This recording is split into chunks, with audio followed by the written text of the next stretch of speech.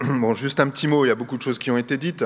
En tant que président de Chambre d'agriculture donc du Grand Est, moi je m'affiche plus comme finalement un outil au service du territoire, puisque nous, les chambres d'agriculture, nous avons un double rôle, un rôle à la fois consulaire et un rôle d'offre de services.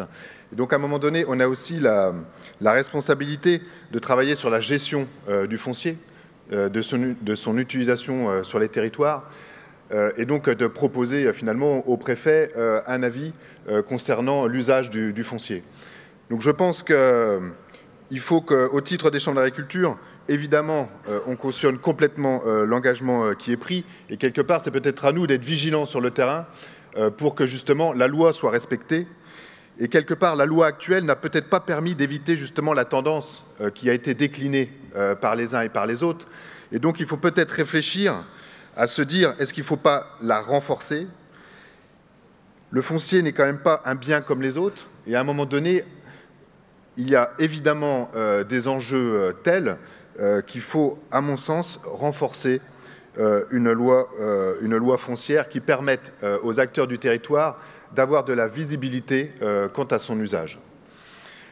Les chambres d'agriculture peuvent s'engager à essayer de faire respecter les choses sur le terrain, mais à un moment donné, on va avoir besoin d'outils. Certainement, peut-être de renforcer la classification des zones agricoles avec des zones agricoles, pourquoi pas, protégées dans une certaine mesure dans la loi.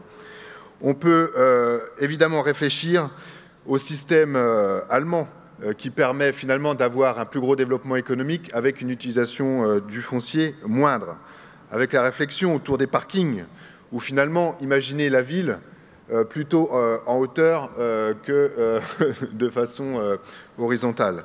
Alors évidemment, tout ça a un coût pour la ville. Et on peut aussi être vigilant sur l'utilisation des friches. Et là aussi, on a besoin à un moment donné d'indicateurs et de réflexion sur l'utilisation des friches agricoles. En tout cas, nous, on s'inscrit dans notre rôle consulaire à être vigilant finalement un bras droit finalement des organisations du préfet pour qu'on puisse apporter la voie agricole à l'utilisation du foncier agricole. Ensuite, sur finalement le sol, ce qui a été aussi notre sujet pendant 2 jours, je pense qu'au niveau des chambres d'agriculture, on a un levier d'action incroyable.